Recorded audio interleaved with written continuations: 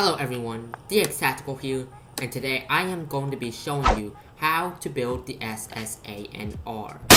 There are three things I have to mention before we begin building.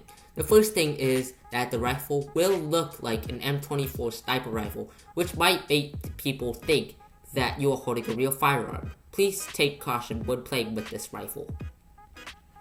The second thing is that you will need a 3D printer with the dimensions at least 300mm in width and length and 400mm in height. If you have a 3D printer with these dimensions, you are good to go. The files for the components will cost a total of $5, and there will be a link in the description to purchase the files. If you don't have a 3D printer with the dimensions mentioned earlier, you can ask a friend who has a 3D printer with those dimensions to print the components for you, or you can find a 3D printing company. The 3D printing company will print the components and ship them to you. Please slice your settings first before sending the files to the company. You will also need at least 1 kilogram of 3D printing filament of any material you desire to use. Most of the components of the sniper rifle are 3D printed.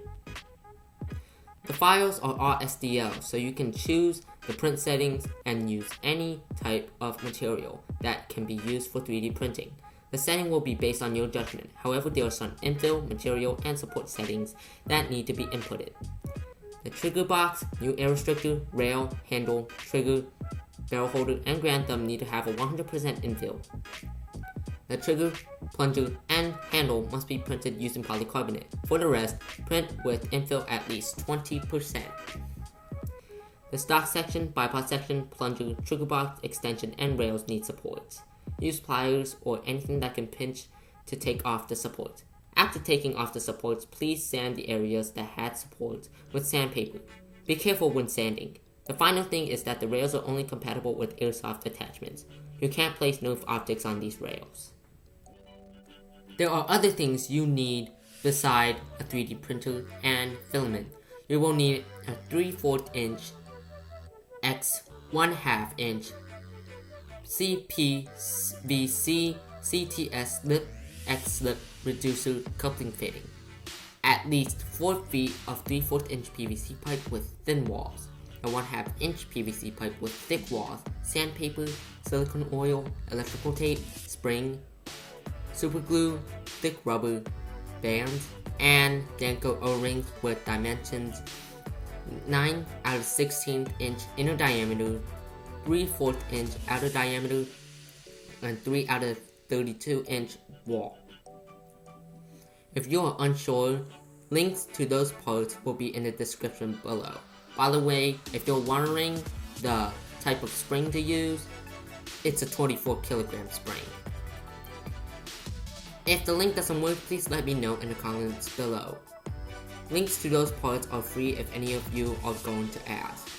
Some tools you will need are a drill, PVC pipe cutter, a hot glue gun with hot glue sticks, pliers, and something that you can cut around small areas. When building the rifle, please wear eye protection and glasses don't count. Your eyes are important, and it's also my responsibility to make sure that you don't lose your eyes during construction. Please do everything like how it is done in the video. We start by building the firing mechanism. Step 1. Cut 13.5 centimeters of 3/4 inch PVC pipe. After that, insert the narrow end of the PVC reducer into the 3/4 inch PVC pipe. Step 2. Use hot glue or any type of glue to adhere the reducer to the PVC pipe. Please make sure that the seal between the reducer and PVC pipe is airtight. That will be your cylinder.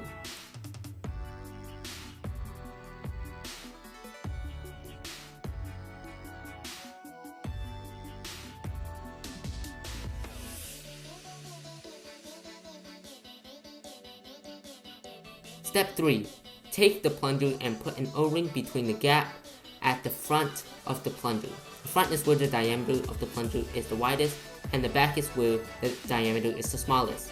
Then lubricate the front end with silicone oil. After you lubricate the front end of the plunger, please insert the front end of the plunger into the cylinder and keep it like that.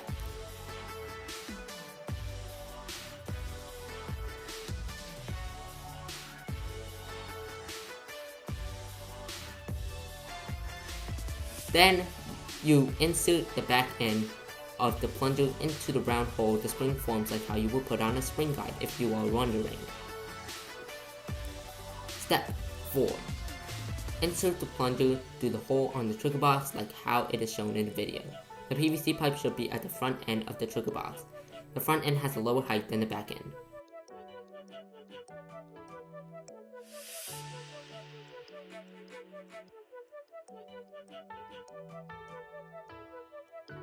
Step 5. Mark a line with a Sharpie at where the PVC reducer and 3/4 inch PVC pipe adhere to each other. Please be careful not to break the seal. If you do, just start over.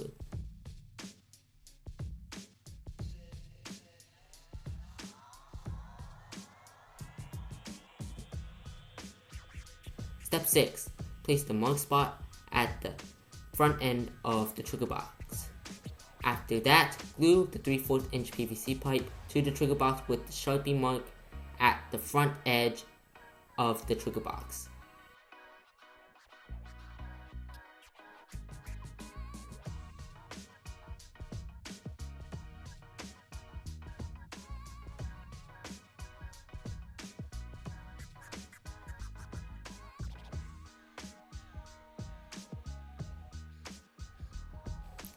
Step 7. You will need a 1/2 inch PVC pipe and the new air restrictor. Cut the 1/2 inch PVC pipe to the length of the new air restrictor.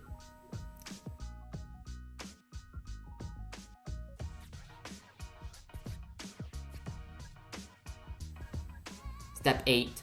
Determine the front and rear end of the 1/2 inch PVC pipe segment you just cut. Wrap enough electrical tape around one end of the new air restrictor and insert the new air restrictor into the 1/2 inch PVC pipe from the back of the PVC pipe segment, with the untaped section being inserted first.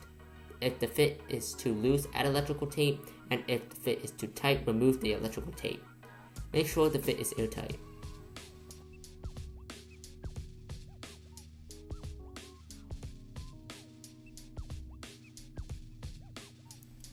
Step 9. Do the same thing you did for the new air restrictor at the back end of the 1/2 inch PVC pipe and insert the back end with electrical tape into the wider end of the PVC reducer. Make sure the fit is airtight. Step 10. Grab the trigger and search for a small cylinder at the back of the end of the trigger box. Mount the trigger onto the small cylinder with the catch end facing the front of the trigger box and the trigger end facing the back end of the trigger box.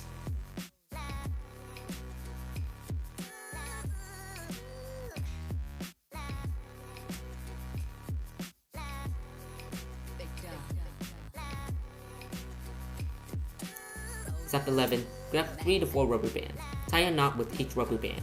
You will see that the rubber band forms 2 holes. Number them hole 1 and hole 2. On the trigger box and trigger, there are rubber band mounts. The one on the trigger box is mount 1 and the mount on the trigger is mount 2. Please wrap hole 1 from mount 1 to mount 2. Then wrap hole 2 from mount 2 to mount 1. Do the same to the other rubber bands.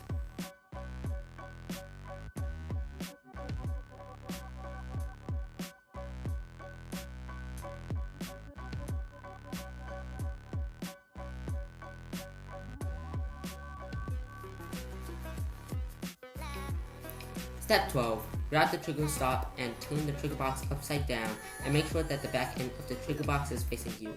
Then put the trigger stop between the gap formed by the small cylinder, which holds the trigger, which is on the left side of the trigger box, and the right side of the trigger box. Hot glue the trigger stop to the trigger box. Please make sure that the hot glue doesn't touch the trigger. We will be attaching the outer barrel to the firing mechanism. Step 1. Cut a piece of PVC pipe with a length of 45 centimeters. And determine where the rear and front end are. Step 2. Mark a line with a Sharpie 6 centimeters away from the rear end of the 3/4 inch PVC pipe. Step 3. Draw a rectangle 7 centimeters by 2 centimeters with the rear end of the rectangle on the Sharpie line. front and rear ends have a width of 2 centimeters. Step 4. Cut the rectangle out of the PVC pipe using a drill to drill a hole in the middle and use a snipping tool to cut the rectangle out. Step 5. Wrap electrical tape around the forward end of the 1/2 inch PVC pipe and insert the 1/2 inch PVC segment into the 3/4 inch PVC pipe segment from the rear end. Make sure that the 2 cm by 7 cm hole you just cut is facing 45 degrees upward. Right or left depends on whether you are left-handed or right-handed. Remember, you can always add or remove electrical tape.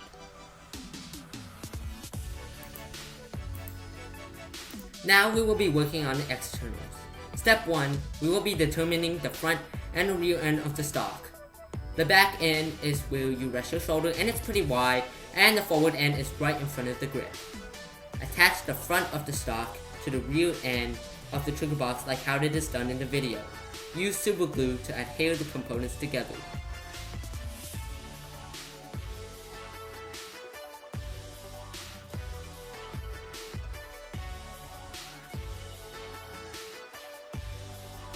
Step 2, we will need the bipod section, and we need to determine where is the front of the bipod section and where is the back of the bipod section. The top is flat and the bottom is curved. The back end has a gap on the bottom and the front end has no gap on the bottom. Step 3, grab the barrel holder and attach it to the front top end of the bipod section by hot gluing it. Attach the rear end of the bipod section to the trigger box. Please make sure that the rear end of the bipod section attaches to the front end of the stock section. Also make sure that you can see the whole 2 cm by 7 cm opening in a 3/4 inch PVC pipe.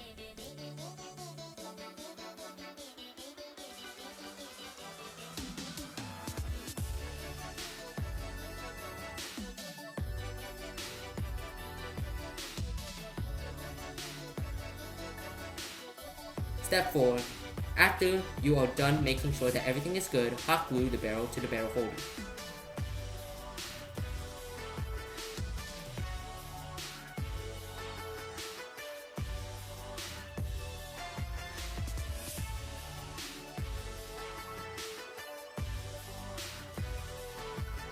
Step 5.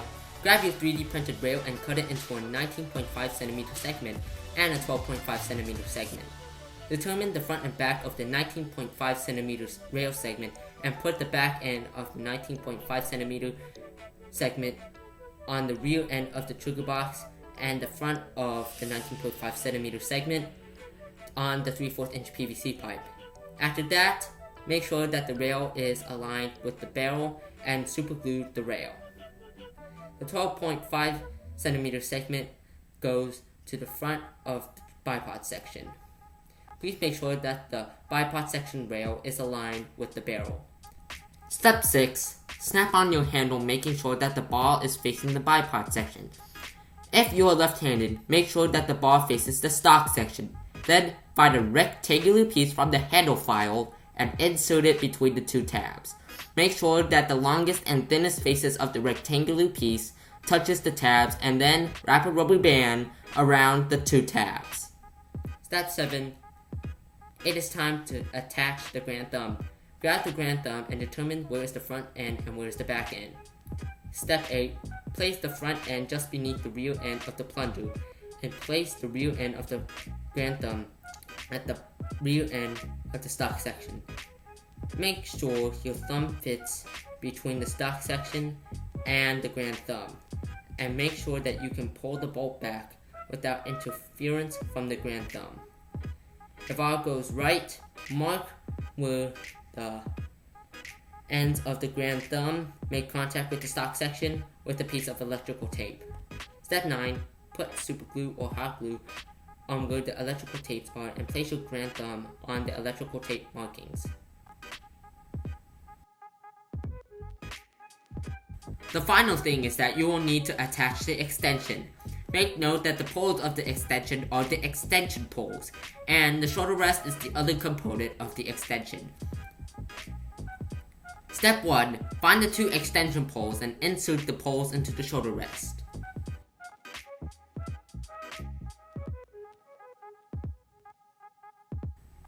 And the final step. Put the other end of the 2 extension poles into the holes of the stock section. You do not need to glue them. If you have sanded them, you are welcome to add glue, but please don't add super glue just in case you want to remove the extension.